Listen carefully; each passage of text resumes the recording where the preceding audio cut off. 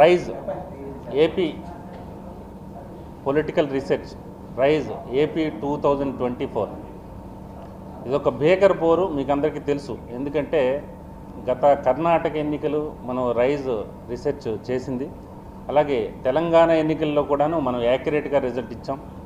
99% accurate result ఇచ్చాం. ఏదైతే 64-70 కాంగ్రెస్ గెలుస్తుందన్నాం, అదే 64 దగ్గర ల్యాండ్ అయింది.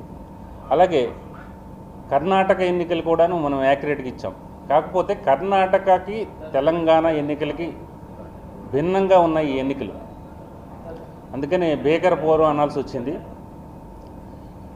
అయినప్పటికి కూడాను మళ్ళీ అగైన్ 98% అదే యాక్యురసీతో నేను మీ ముందుకు వస్తున్నాను అనేది నేను బలంగా నమ్ముతున్నాను. ఎందుకంటే గత 6 మాసాలుగా మనం క్షేత్రస్థాయిలో ఉన్నాం. వాస్తవానికి సంవత్సరం పొడవునా కూడా 2023, 24 మొత్తం కూడాను మనం సంవత్సరం పొడవునా కూడా గ్రౌండ్ లెవెల్లో ఉన్నాం. రైజ్ టీమ్స్ అనేవి ఎప్పటికప్పుడు సర్వే చేస్తూనే ఉన్నాయి. ఇప్పుడు ఎన్నికలు జరిగిన తర్వాత ప్రీపోల్ సర్వే చేసాం, 2 సార్లు చేసాం. అది ఆ రిజల్ట్స్ కూడా నేను గతంలో సోషల్ మీడియా ప్లాట్ఫామ్స్లో చాలా చోట్ల వివరించాను. ఇప్పుడు తాజాగా ఏంటంటే పోస్ట్ పోల్ సర్వే చేసాం. మనం ఎగ్జిట్ పోల్స్ చేయం. ఎందుకంటే ఎగ్జిట్ పోల్స్ అనేవి ఏంటంటే వాస్తవానికి ఒక ఓటర్ బయటకు వచ్చిన తర్వాత, పోలింగ్ బూత్ నుంచి బయటకు వచ్చిన తర్వాత సర్వే చేయటం అది సాధ్యపడదు. నాకు తెలిసినంతవరకు సాధ్యపడదు. ఎందుకంటే ఓటర్ బయటకు వచ్చి మీకు కరెక్ట్గా చెప్తాడు అనేది నేనైతే అనుకోవట్లేదు. దానికి తోడు ఇవి ఏపీ ఎలక్షన్స్. ఎందుకంటే అస్సలు చెప్పడు, ప్రభుత్వానికి భయపడో లేకపోతే ప్రతిపక్షమే మళ్ళీ అధికారంలోకి వస్తుందని భయపడో ఏదో విధంగా తను చెప్పాలనుకోడు. అందుకని మనం పోస్ట్ పోల్ సర్వే చేసాం. ప్రీ పోల్ సర్వేలో శాంపిల్ సైజ్ ఎక్కువ తీసుకున్నాం. అంటే దాదాపు 3,80,000 వరకు శాంపిల్స్ తీసుకున్నాం. ఇది మాత్రం తగ్గింది. పోస్ట్ పోల్ సర్వేలో మనకు సమయాభావం ఉండటం వల్ల పోస్ట్ పోల్ సర్వేలో ఇది శాంపిల్ సైజ్ తగ్గింది. ప్రతి నియోజకవర్గానికి ఒక 800 నుంచి 1000 వరకే శాంపిల్స్ తీసుకున్నాం. తీసుకొని గత 2 రోజుల క్రితం మన పోస్ట్ పోల్ సర్వే అనేది కంప్లీట్ అయింది. పోస్ట్ పోల్ సర్వేలో ముఖ్యంగా ఎన్నికల సరళిని, పోలింగ్ సరళిని గమనిస్తే భారీగా పోలింగ్ జరిగింది. ఈ భారీగా పోలింగ్ జరిగింది ఏ పార్టీ వైపు మొగ్గు చూపుతుంది అనేది చాలామంది చాలాసార్లు చాలా సందర్భాల్లో అడిగారు. కాకపోతే ఏంటంటే పోలింగ్ శాతం పెరిగితే ఖచ్చితంగా పలానా పార్టీకో, ప్రతిపక్షానికో లేకపోతే అధికార పార్టీకో అది మొగ్గు చూపుతుందనో లేకపోతే అనుకూలంగా ఫలితాలు వస్తాయనేది ఎక్కడా లేదు. ఎందుకంటే మీరు గత ఎన్నికలు తీసుకోండి, దేశవ్యాప్తంగా చాలా ఎన్నికలు తీసుకుంటే పోలింగ్ శాతం పెరిగినప్పటికీ మళ్ళీ అదే ప్రభుత్వం రిటైన్ అయిన సందర్భాలు చాలా ఉన్నాయి. ప్రతిపక్షం కూడా అధికార పార్టీ అధికారంలోకి వచ్చిన సందర్భాలు కూడా ఉన్నాయి. అందుకని పోలింగ్ శాతం పెరిగితే ఖచ్చితంగా ఈ పార్టీ అధికారంలోకి వస్తుందనేది మనం ఎట్టి పరిస్థితుల్లో చెప్పలేం. అలాంటి రూల్ ఆఫ్ లా ఏం లేదు, ఆ తంబు రూల్ అనేది ఏం లేదు. కాకపోతే ఇక్కడ మనం స్పష్టంగా గమనించింది ఏంటంటే ఒక సింగిల్ లైన్లో ప్రభుత్వ వ్యతిరేకత కంటే ముఖ్యంగా వైఎస్ఆర్సీపీ అధినేత జగన్మోహన్ రెడ్డి మీద తీవ్రమైన వ్యతిరేకత అనేది స్పష్టంగా మనం గమనించాం. ఎందుకంటే చాలా చోట్ల అభివృద్ధి లేమి, తర్వాత ఈ నిరుద్యోగం, అలాగే అధిక ధరలు, ముఖ్యంగా విద్యుత్ ఛార్జీల పెంపు, ఇలాంటివి చాలా ఫ్యాక్టర్స్ అనేవి మనం గమనించాం. నేరుగా వెళ్ళి మనం ప్రశ్నించినప్పుడు, సర్వే సంస్థ వెళ్ళి ప్రశ్నించినప్పుడు, మన బృందం వెళ్ళి ప్రశ్నించినప్పుడు ఇవన్నీ మనం కూడా గమనించాం. ఇవన్నీ కూడా పరిగణలోకి తీసుకున్నాం. మనం సర్వే చేసేటప్పుడే క్వశ్చనైర్ అలా ఫామ్ చేస్తాం. అసలు మీ ఎమ్మెల్యే అందుబాటులో ఉంటున్నాడా, అలాగే ఎవరైతే మీకు అభివృద్ధి జరుగుతుందని కోరుకుంటున్నావు, ఇలాంటి క్వశ్చనైర్, డిఫరెంట్ క్వశ్చనైర్ అనేది మనం బిల్డ్ చేస్తాం. అది వచ్చిన తర్వాత ఫలితాలని విశ్లేషిస్తాం.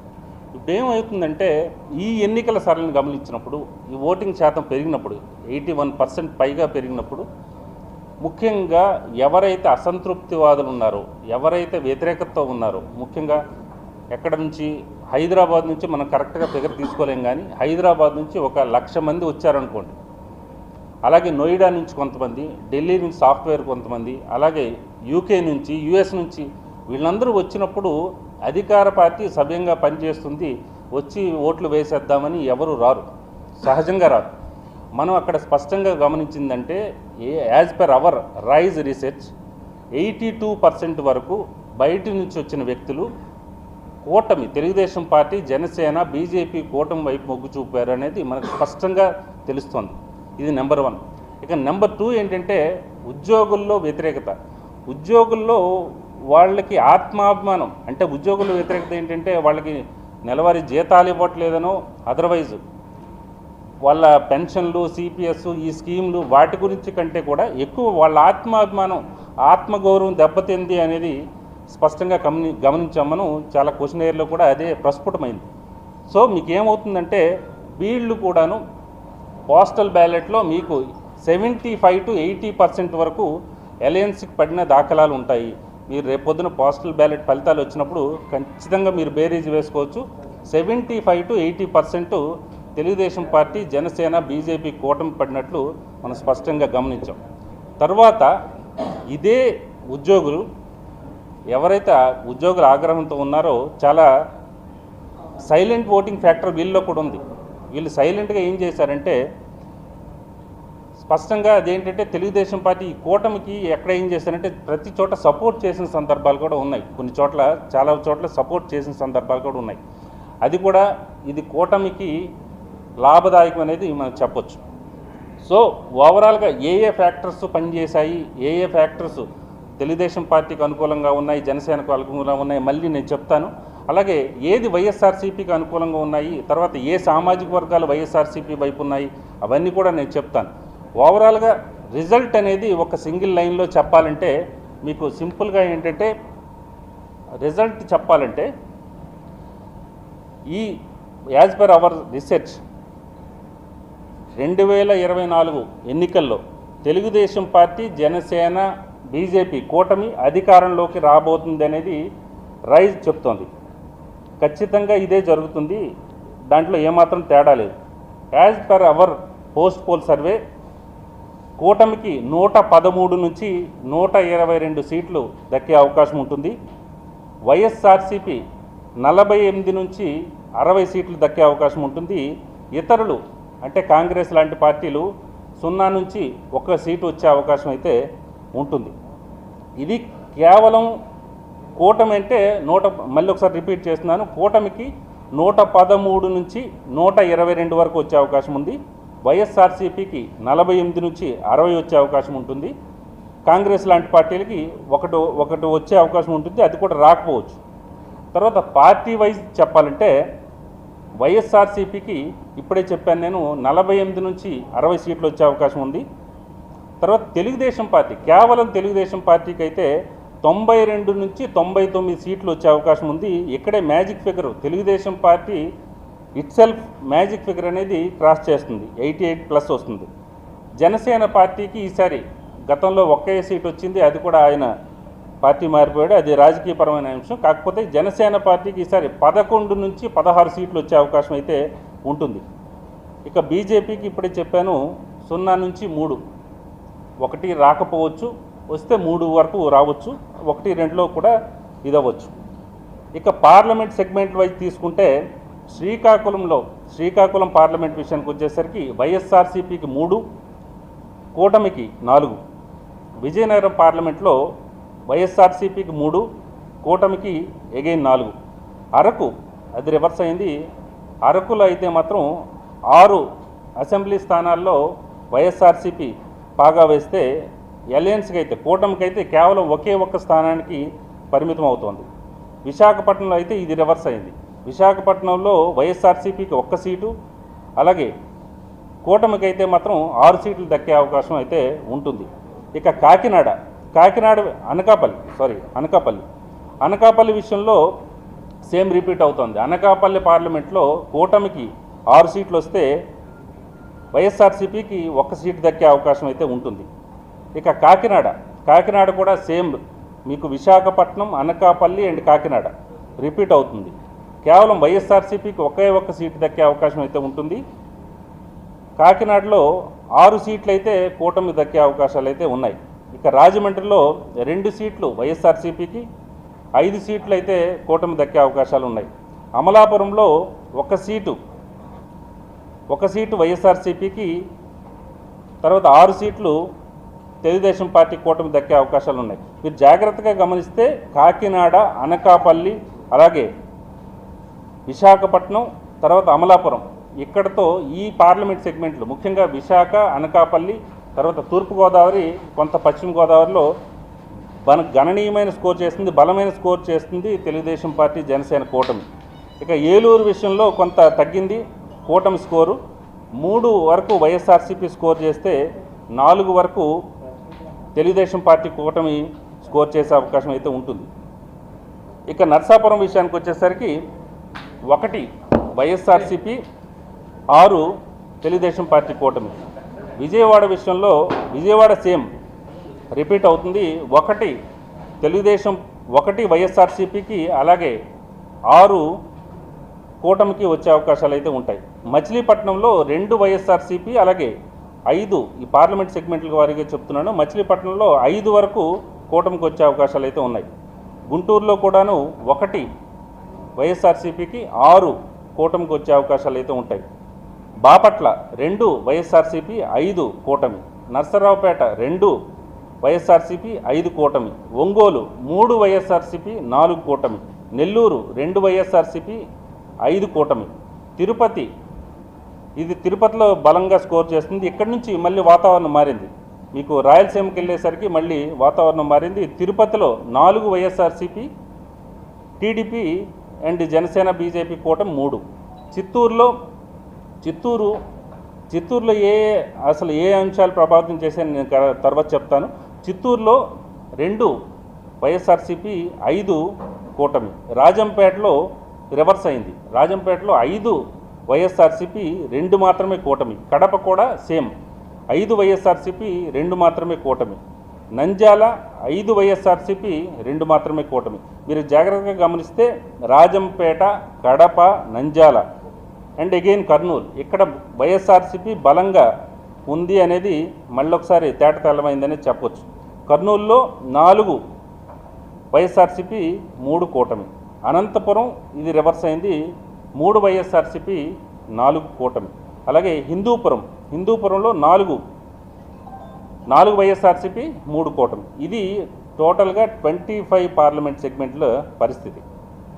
ఇక నెక్స్ట్ ఎంపీ సెగ్మెంట్లకు వెళ్తే, ఎంపీ సెగ్మెంట్లో కూటమికి 17 నుంచి 20 వరకు ఎంపీ సెగ్మెంట్లో గెలిచే అవకాశం అయితే స్పష్టంగా కనిపిస్తోంది as per our survey, post poll survey. వైఎస్ఆర్సీపీకి 7 నుంచి 10 ఎంపీ సెగ్మెంట్లు కైవసం చేసుకునే అవకాశం అయితే స్పష్టంగా కనిపిస్తోంది. ఈ 25 పార్లమెంట్ సెగ్మెంట్లు ఏవంటే శ్రీకాకుళంలో Telugu Desam party, Vizianagaram close contest ఉంది, విశాఖపట్నం తెలుగుదేశం పార్టీ, అరకు వైఎస్ఆర్సీపీ, అనకాపల్లి బీజేపీ, అలాగే రాజమండ్రి కూడా పురంధేశ్వరి ఇక్కడ క్లోజ్ కంటెస్ట్ గట్టి పోటీ ఉంది, కాకినాడ జనసేన పార్టీ, అలాగే Amalapuram Telugu Desam party, Narsapuram BJP, Eluru YSRCP, Vijayawada TDP, Machilipatnam Janasena, అలాగే Guntur Telugu Desam party, Narasaraopet Telugu Desam party, Ongole Telugu Desam party, అలాగే బాపట్ల ఇక్కడ మంచి స్కోరే చేస్తుంది, బాపట్ల కూడా తెలుగుదేశం పార్టీ, నెల్లూరు వేమిరెడ్డి ప్రభాకర్ రెడ్డి ఇక్కడి నుంచి తెలుగుదేశం పార్టీ, కర్నూలు ఇక్కడి నుంచి మళ్ళీ ఫలితాలు మారాయి, కర్నూలు వైఎస్ఆర్సీపీ, నంద్యాల వైఎస్ఆర్సీపీ, కడప వైఎస్ఆర్సీపీ, రాజంపేట కూడా వైఎస్ఆర్సీపీ. కడప ఏంటంటే ఇక్కడ ముఖ్యంగా కొన్ని మనం చెప్పుకోవాలి, సెన్సేషన్ న్యూస్ ఏదైతే ఉన్నాయో అవి అప్పుడు చెప్తాను.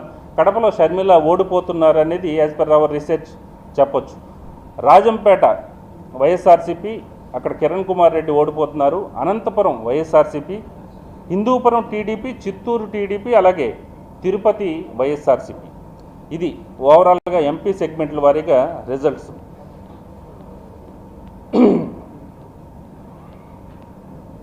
ఇక పర్సంటేజ్ చెప్పాలంటే యాక్చువల్గా ఏ పార్టీకి ఎంత ఓట్ షేర్ రావచ్చు అనేది కూడా మనం గణాంకాలు అనేది విడుదల చేయాలనుకున్నాం. యాక్చువల్గా ఏంటంటే కూటమికి 50 తెలుగుదేశం పార్టీ, జనసేన, బీజేపీ కూటమికి 50.49% ఓట్లు దక్కే అవకాశం అయితే ఉంటుంది. వైఎస్ఆర్సీపీకి 44.86% ఓట్లు దక్కే అవకాశం ఉంటుంది.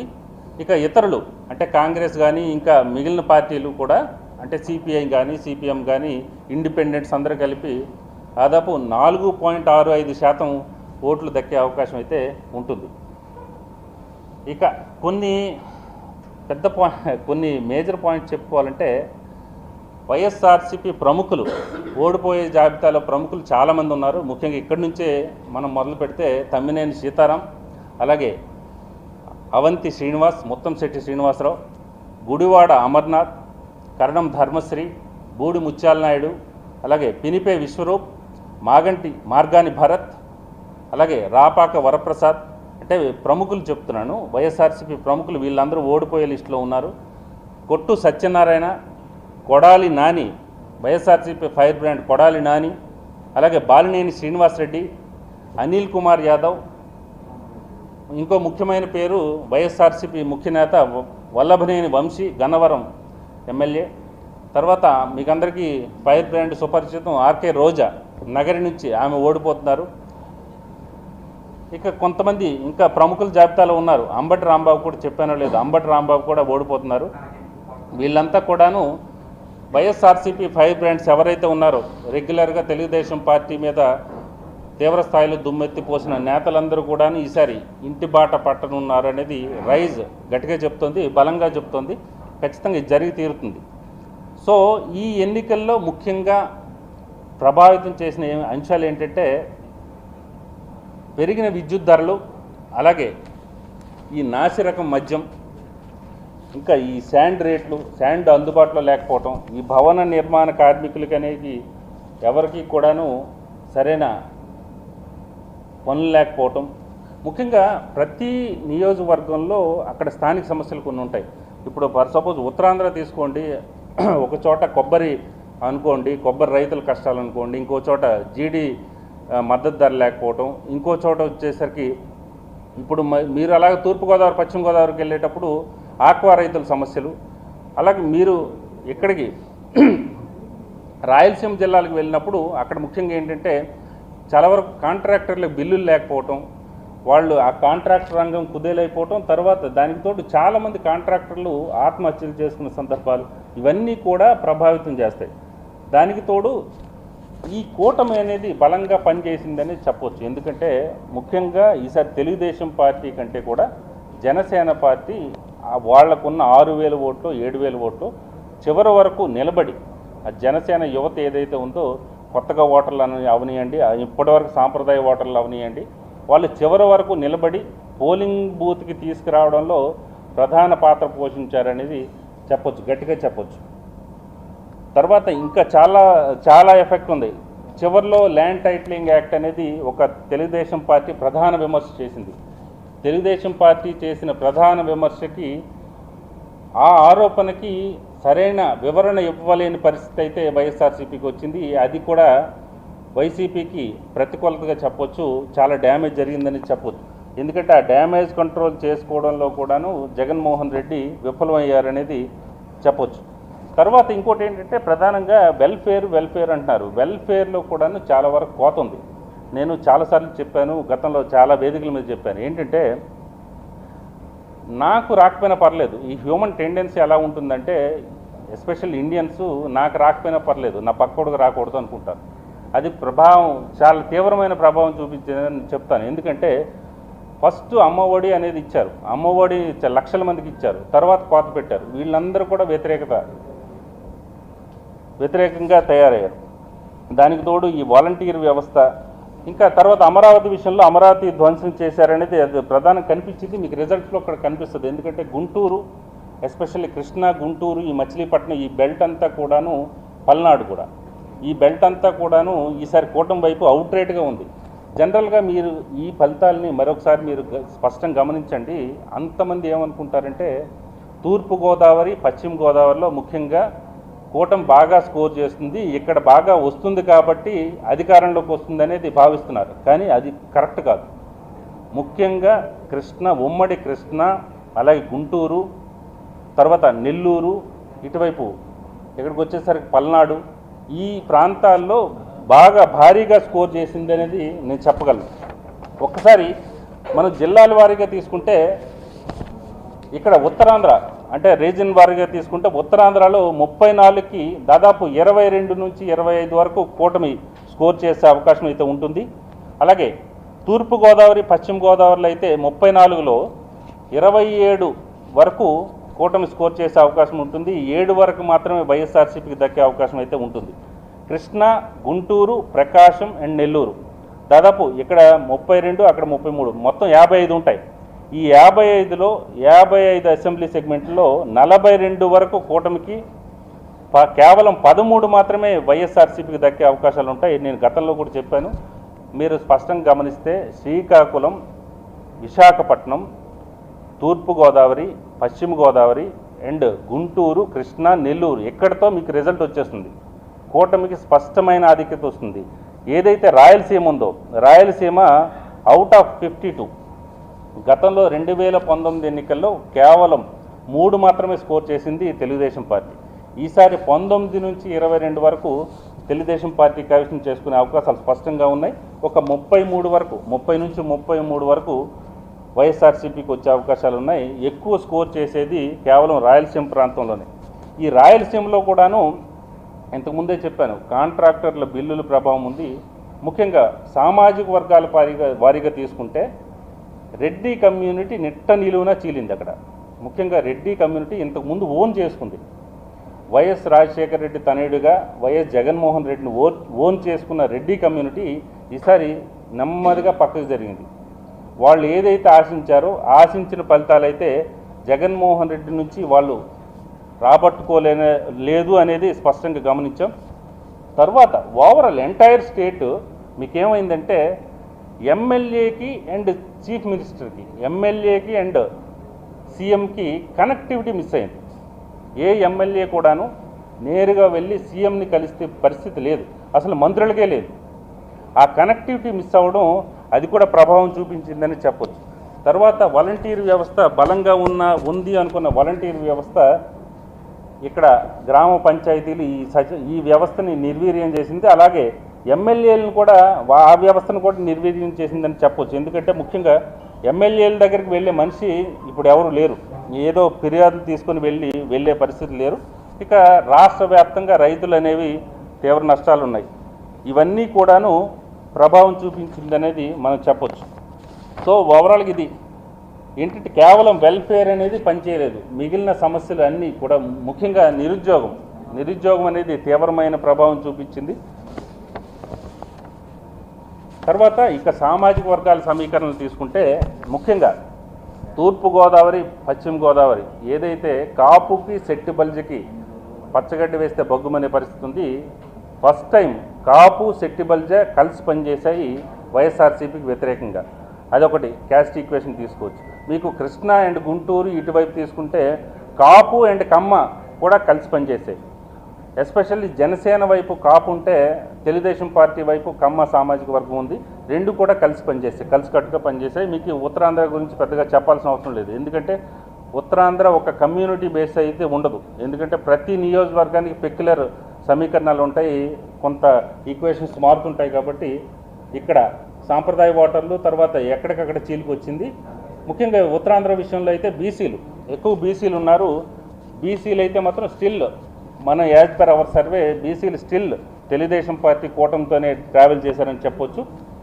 గతంలో ఏదైతే ఎస్సీ సామాజిక వర్గం, ఎస్టీ సామాజిక వర్గం వైఎస్ఆర్సీపీతో కలిసి వెళ్ళిందో ఈసారి ఎస్సీలో కొంత శాతం అనేది ఒక 8 నుంచి 12% అనేది కొంత తగ్గింది. అది తెలుగుదేశం పార్టీ జనసేన కూటమి పడింది. ఎస్టీలో అయితే పెద్ద మార్పు అయితే లేదు. ఎస్టీల విషయంలో, ఎస్టీ సామాజిక వర్గాల విషయంలో, ఎస్టీ అసెంబ్లీ కాన్స్టిట్యున్సీల విషయంలో తెలుగుదేశం పార్టీ ఏం స్కోర్ చేయలేకపోయిందనేదే చెప్పొచ్చు. ఇక గోదావరి జిల్లాలో ఇంకోటి ఏంటంటే ఇంతకుముందే చెప్పాను, ఆక్వా రైతులు ఇవన్నిటికంటే కూడాను పవన్ కళ్యాణ్ ఫ్యాక్టర్ బలంగా పనిచేసింది. ముఖ్యంగా గోదావరి జిల్లాలో ఎంటైర్ స్టేట్ పనిచేసింది.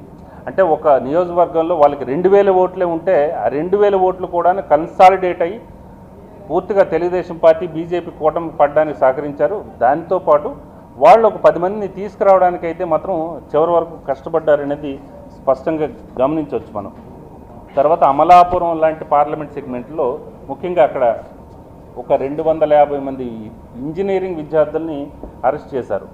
అక్కడ కోనసీమ అల్లర్ల విషయంలో ఇంజనీరింగ్ విద్యార్థులను అరెస్ట్ చేశారు. ఆ ప్రభావం కూడా మనం స్పష్టంగా గమనించాం. తర్వాత మేనిఫెస్టో ఇప్పుడు ఏంటంటే ప్రధానంగా వైఎస్ఆర్సీపీ ఏం క్లెయిమ్ చేస్తుందంటే, వైఎస్ఆర్సీపీ మేము అంతమందికి ఇచ్చాం కదా, ఎందుకు ఓటేయరు, మా తిన్నారు కదా, ఎందుకు ఓటేయరు అనేది ఒక ప్రధాన ప్రశ్న అనేది వాళ్ళు రైజ్ చేస్తున్నారు. కాకపోతే ఇక్కడ అసలు విషయం ఏంటంటే, ఈ మేనిఫెస్టో కూడా బలంగా తీసుకెళ్లడంలో కూటమి సక్సెస్ అయింది. కూటమి పార్టీల మధ్య ఓటు బదిలీ కూడాను సవ్యంగా జరిగింది. పోల్ మేనేజ్మెంట్ కూడాను బలంగా చేశారు. ముఖ్యంగా ఏంటంటే ఈ మేనిఫెస్టో విషయంలో వీళ్ళు చెప్పింది అనేది రీచ్ అయిందనేది నేను అనుకుంటున్నాను. ఎందుకంటే ఎవరు వచ్చినా సంక్షేమ పథకాల్లో కోత పెట్టలేరు. ఎంత అదనంగా ఒక 500 1000 ఇవ్వాలి అనేది ఉంటుంది, కానీ కోత అనేది ఉండదు అనేది వాళ్ళకి ప్రజలకు కూడా అర్థమైంది. తర్వాత ఇంకోటి ఏంటంటే, ఏదైతే పెన్షన్ అన్నారో ఆ పెన్షన్ కాస్త నేను 3.5 ఏళ్ళ వరకు నేను ఇవ్వలేను అనేది వైఎస్ జగన్మోహన్ రెడ్డి అన్నప్పుడు, వేరే చంద్రబాబు ఇమీడియట్గా నెక్స్ట్ మంత్ నుంచి నేను ఇస్తాను, ఈ 4000 ప్లస్ ఇవి మొత్తం అంతా కలిపి ఎరియర్స్ అన్నీ కల్పిస్తాను అనుకునేటప్పుడు ఆ ఎఫెక్ట్ కూడాను వృద్ధుల మీద స్పష్టంగా కనిపించింది అనేది చెప్పొచ్చు. సో ఏ విధంగా చూసుకున్నా కూడా ఇక వేవ్ ఉంటే, వేవ్ అనేది మనం అంచనా వేయం. ఎందుకంటే వేవ్ ఉంటే అనేది 135 క్రాస్ అవుతుంది అనేది, అంటే అంచనాల వరకు మనం వెళ్ళాం. మనకి ఏది రైజ్ కానీ, ఇంకొక సెఫాలజీ కానీ, సెఫాలజిస్ట్ కానీ, ఏ రీసెర్చ్ ఆర్గనైజేషన్ ఏది కూడాను ఎమోషన్ కోషెంట్లో వెళ్ళదు. ఎమోషనల్, నాకు వీళ్ళు తెలుసు, వీళ్ళకి కొంచెం ఎక్కువ సీట్లు ఇద్దాం, వీళ్ళకి ఎక్కువ సీట్లు ఇద్దాం, అలా ఏముండదు. కేవలం ఓవరాల్గా తీసుకుంటే మీకు కూటమి అనేది బ్రహ్మాండంగా స్కోర్ చేస్తుంది. ఆ 130 ప్లస్ 135 ప్లస్లు అనేవి ఆ గణాంకాలు అయితే మనం ఇవ్వట్లేదు, కానీ ఇది ఓవరాల్గా rise as per our research కూటమి అధికారంలోకి వస్తుంది. మీరు మళ్ళీ మనం కలవచ్చు, స్పష్టంగా మనం డిస్కస్ చేయొచ్చు. మీకేమైనా సందేహాలు ఏమైనా ఉంటే మీరు అడగచ్చు.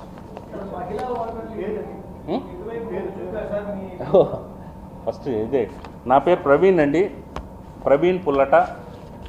ఇప్పుడు నేను రైజ్ సిఎండి అనండి, రైజ్ సిఇఓ అనండి, నేనే అంతా మొత్తం చూస్తున్నాను. మనకు విజయవాడలో ఆఫీస్ ఉంది, తర్వాత హైదరాబాద్లో ఆఫీస్ ఉంది. ఏదైనా రీసెర్చ్ ఎంటైర్ ఇండియా ఎక్కడైనా రీసెర్చ్, ఏదైనా రీసెర్చ్ అండ్ ఎలాంటిది కానీ, ఎలాంటి టాస్క్ కానీ మనం తీసుకుంటాం. అది పొలిటికల్ రీసెర్చ్ అనండి, మార్కెట్ రీసెర్చ్ అనండి, ఏదైనా చేస్తాం. సో యాజ్ పర్ అవర్ ఎక్కడ కూడా మనం ఇంకా వైఫల్యం అని చెందలేదు, ఇంకా పరాజయాలు ఇంక లేవు. ఇక్కడి నుంచి చూడాలి మనం. చెప్పండి. Thank you.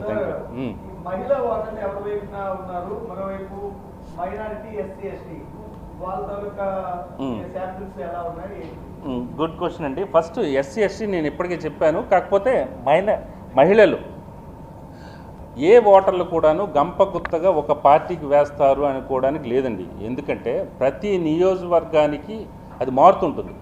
ఫర్ సపోజ్ ఒక తంబళ్ళపల్లి తీసుకోండి, లేకపోతే ఒక ఇచ్చాపురం తీసుకోండి, ఏదైనా ఒక నియోజకవర్గం తీసుకునేటప్పుడు మహిళలు అనేవాళ్ళు సాంప్రదాయ ఓటర్లు ఈ పార్టీకి ఉంటారు, ఆ పార్టీకి ఉంటారు, వైఎస్ఆర్సీపీకి ఉంటారు, టీడీపీకి ఉంటారు, జనసేనకు ఉంటారు. దాంట్లోనే స్ప్లిట్ వచ్చేస్తుంది, క్లియర్గా స్ప్లిట్ వస్తుంది. నెక్స్ట్ ఏమవుతుంది, కొంతమంది అసంతృప్తి మహిళలు కూడా ఉంటారు. ఇప్పుడు ఫర్ సపోజ్ నంద్యాల పార్లమెంట్ సెగ్మెంట్లో మేము వెళ్ళినప్పుడు ఏంటంటే, అమ్మ ఎంపీ క్యాండిడేట్ వస్తున్నారు, కొంచెం కనీసం లైట్ ఉంది కదమ్మా, పవర్ ఉంది కదా, వేసుకోవచ్చు కదా అంటే, బిల్ నువ్వు కడతావా అని అడిగింది ఆవిడ. అంటే మహిళలు కాదు, వృద్ధులు కాదు, అందరిలోనూ అసంతృప్తి ఉంది.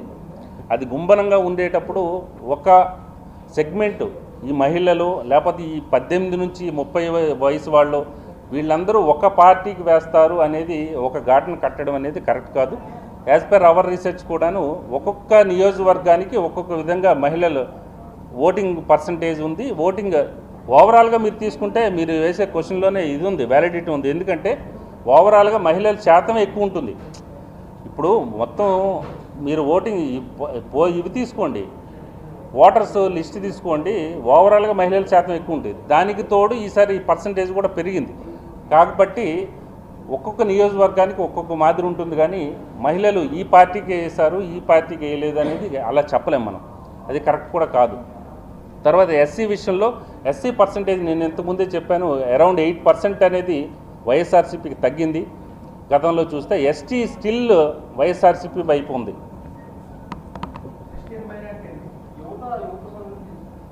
యువత కూడా అంతేనండి. యువత కూడా ప్రతి నియోజకవర్గానికి మారుతుంది. కాకపోతే ఓవరాల్గా యువత చూసుకుంటే ఎక్కువగా జనసేన తెలుగుదేశం పార్టీ కూటమి వైపు ఎక్కువ ర్యాలీ అయింది అనేది చెప్పొచ్చు ఓవరాల్గా. శ్రీకాకుళం నియోజకవర్గాలు అంటే మళ్ళీ వాళ్ళు ఫీల్ అవుతారు. రేపు పొద్దున మీకు డిస్కషన్స్ ఉంటాయి. ఇండివిజువల్గా ఒక్కొక్క నియోజకవర్గం వారీగా వెళ్ళొద్దురండి.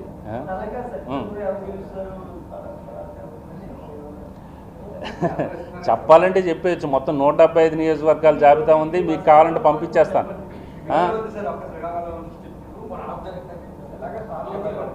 అంటే మరి నేను అసలు ఏ విశాఖపట్నంలో లేకపోతే అమలాపురంలో పెట్టుకోవాల్సింది, ఎందుకంటే వాళ్ళు కూడా అడుగుండేవాళ్ళు పాపం.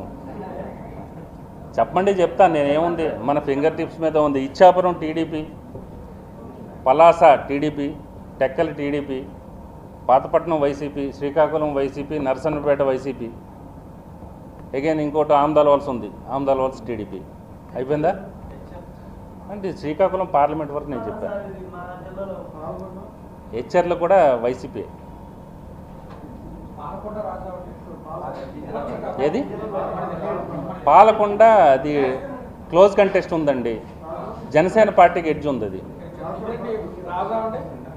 రాజం టీడీపీ.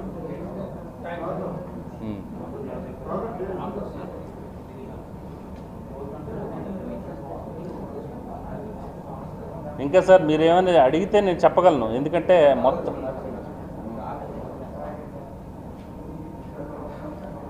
మొత్తం నాన్ రెసిడెంట్స్, పోస్టల్ బ్యాలెట్స్ ఇవన్నీ కూడా తెలుగుదేశం పార్టీ కూటమి వైపే ఉన్నాయి యాక్చువల్గా. మీకు అసలు విషయం ఒకటి చెప్పలేకపోయాను.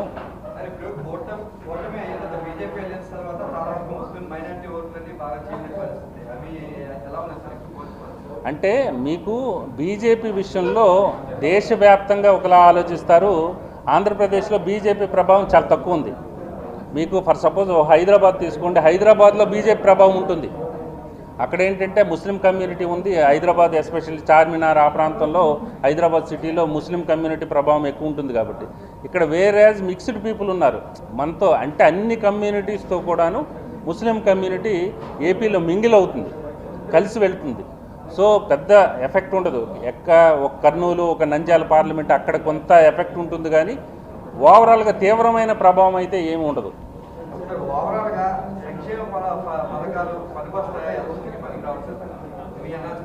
సంక్షేమ పథకాలు అనేది ఈరోజు వచ్చిన ఏ ఒక్క సీఎం ఇప్పుడు ప్రవేశపెట్టిన పథకాలు కావండి ఇవి.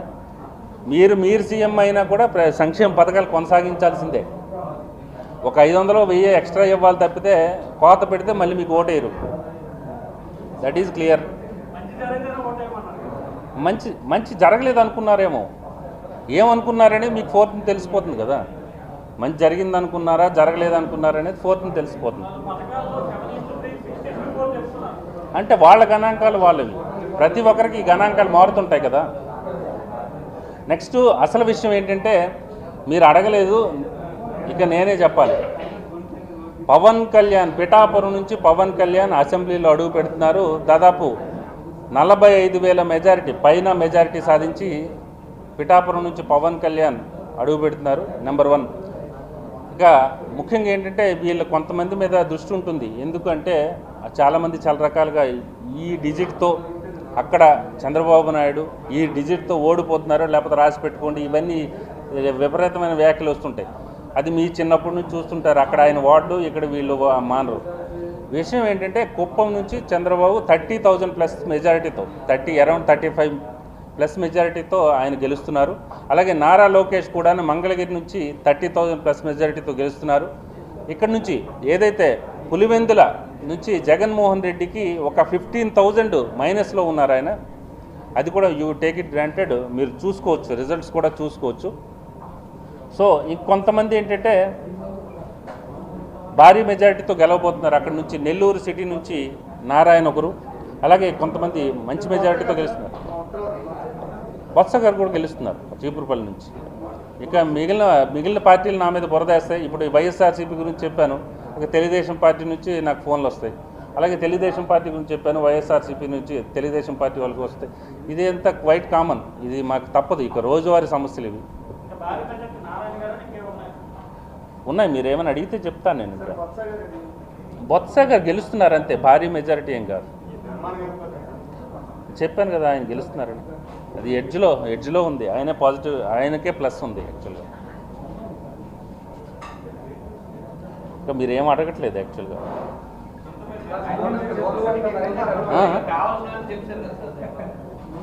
అడిగితే మనకి కొంత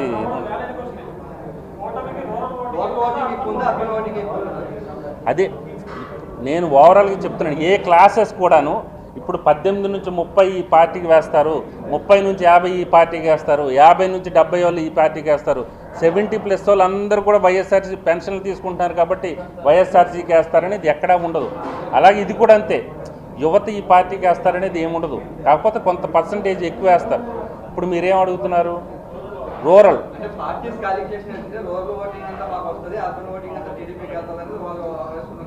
అలాంటప్పుడు రూరల్ ఓటింగే మొత్తం ఉంటుంది కదా, ఎక్కువ రూరల్ ఓటింగ్ ఉంటుంది కదా. అదే ప్రతిసారి ఆ పార్టీ రావాలి కదా, రాదుగా. ఇప్పుడు మీ ఊరే తీసుకోండి, మీ ఊరు తీసుకోండి, మీ వీధి తీసుకోండి, మీ ఇంట్లో తీసుకోండి. మీ ఇంట్లో ఎందుకు లేరా నువ్వు ఆడికి నేను ఇడికి వేస్తానంటారు. ఆ స్ప్లిట్టే ఉంటుంది. ఇప్పుడు ఈ గత ఎన్నికలు వేరు, ఈ ఎన్నికలు వేరు. గత ఎన్నికలు ఏమైందంటే మీకు మొన్నటి వరకు 2019 వరకు జరిగిన ఎన్నికలు ఏంటంటే పలానా వ్యక్తి దగ్గర ఒక 500 ఓట్లు ఉన్నాయి, పలానా వ్యక్తి దగ్గర ఒక 200 ఓట్లు ఉన్నాయి అనుకునేవాళ్ళు. కానీ ఈసారి ఏంటంటే భార్య చెప్తే భర్త వేయని పరిస్థితి, భర్త చెప్తే భార్య వేయని పరిస్థితి అయితే ఉంది. That is clear. ఉంటుంది, కొన్ని ఉన్నాయి, కొన్ని సెగ్మెంట్లు ఉన్నాయి.